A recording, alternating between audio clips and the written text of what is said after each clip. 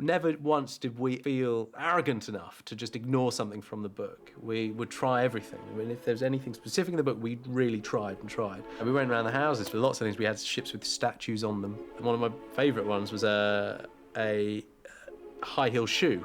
You get this quite sleek, soft back, so the point of the heel is at the back of the ship, and the windows are around the underneath of the heel, and it's upside down, so you get this beautiful looking ship. And then what it does is it spins around like that, ooh, like that, and then the heel comes down and it lands, and you kind of come out the bottom of the heel, you know.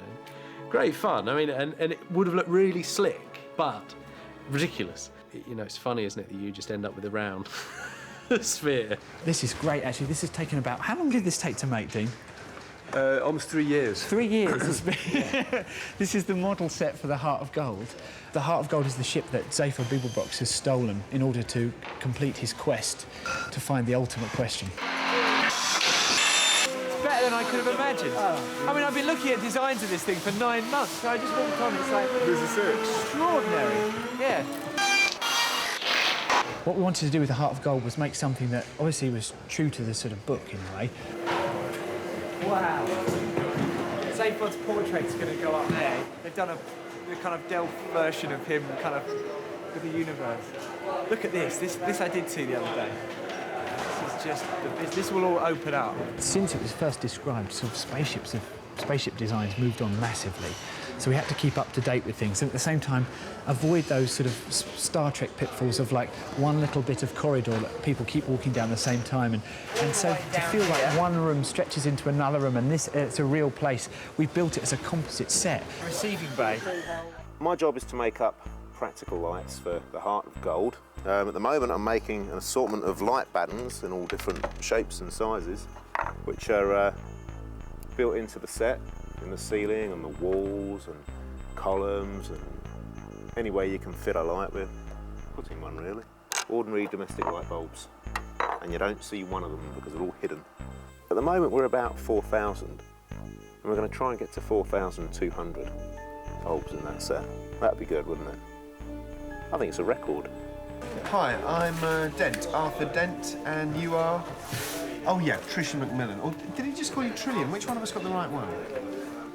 Oh, I shortened it, something a little more spacey. Right, yeah. Actually, I was thinking of changing mine to Arthulia. That's funny. Well, this is weird. Why are you here? I assume we aren't talking existentially. I've got a terrible memory for species. A party, isn't it? Yeah, like that. But I think this is whipping us all up into going because he's coming out with he's very straight going. This is wait, you did this because you wanted to do this, and in the meantime you're Captain Kirking it around. Quicker and more sort of like. Yeah, it's like the opera music kicking in. Dun, dun, dun, dun, Yeah. Yes, we're going. That's right. We just hit that button, and bam, we're at Magrathea, I think. I mean, I don't know. We've hit it twice. We're still not there. Anyway, you in? This. This is my teacup I've had for about 2 years, and we realised that Arthur loves his tea as well. That's one of the driving forces in his life, and that the ship that he's flying in with Zaphod, the Heart of Gold, is also powered at its core has a cup of tea at the core of its engine. It wasn't a great leap of imagination to say, well, we'll use this sort of cup in a way as a sort of as a template for how the ship should look. It became this sort of porcelain ball, somewhere between a cup and a Ming vase. So it's like porcelain tiles with this blue sort of Delph tableau running around the circle around the engine that runs through the ship. So if you were to look very, very carefully, or freeze frame, you'd see it, but I doubt you'd see it any other way. If I had to point to a single idea in Hitchhikers that I thought was the absolute epitome of genius, it is the improbability drive, because it's a superbly cheeky get-out, and it then means that he can get away with the whole rest of the story, which is full of fantastic improbabilities, and it drives the satire. So look, anyway, so we've got a pair of dice, and actually the maths behind dice, really, and horse racing and gambling and the odds of everything is probability. It's the Bamble Weenie 57 sub mise en brain. and the atomic vector plotter suspended in the cup of tea, producing strong Brownian motion. The Brownian motion in the tea is the random number generator. The numbers that you generate in a computer really aren't random. You need a physical thing. So there's your Brownian motion generator, producing a series of random numbers and generating, this is the key bit, small quantities of finite improbability. They're being respectable physicists who it's puzzled for years. And obviously Douglas, of course, this is the party to which they were never invited, and there's the hostess's undergarments being moved 3 foot to the left. It's pretty improbable that that would happen, and that's what you use an improbability generator for. That's the only thing you can use it for. Exactly. That's the only thing you can use it for. And we don't know who this is, but he's the physicist who'd been cleaning up after the unsuccessful party. Suddenly occurs to him that if although an infinite improbability drive is virtually impossible, then it means that it's finitely improbable. So if something is finitely improbable, then you can use the finite improbability generator. Exactly. So he makes a nice fresh cup of tea, plunks it in, and bing, no tedious mucking about in hyperspace. That's the point. So, and I think also Douglas liked the idea of actually getting around the problem that hyperspace is one of the biggest cliches in the entire science fiction canon. Oh, here we go. Oh, don't like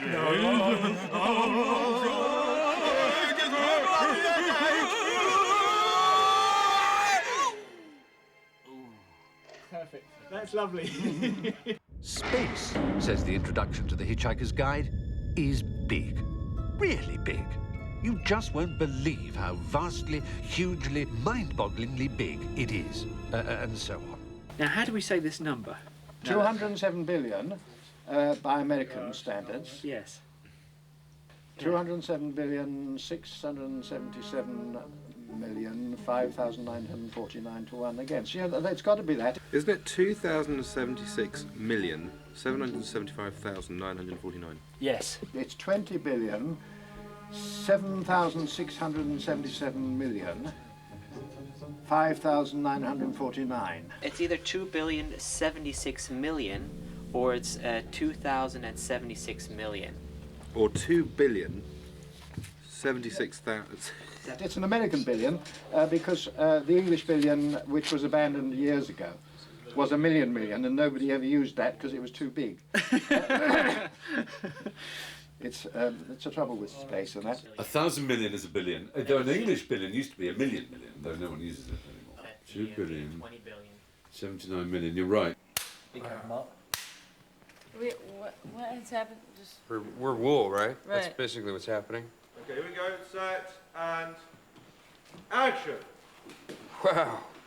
Was this your idea? The knitted bit. It's a great idea. It's a great idea. Don't want to do it. Yeah, it's just 25 frame, 185, taken and ready. That's To my eyes, Marvin's in exactly the same place. As our Safe and Trillion. Very good. Dig, what frame are we about to shoot? Would you tighten up Marvin's ladder, Sean? 3, 2, 1, action. Okay.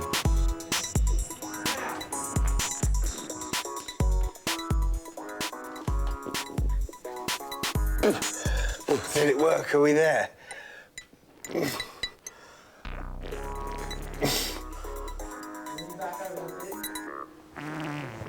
Right, cut it there.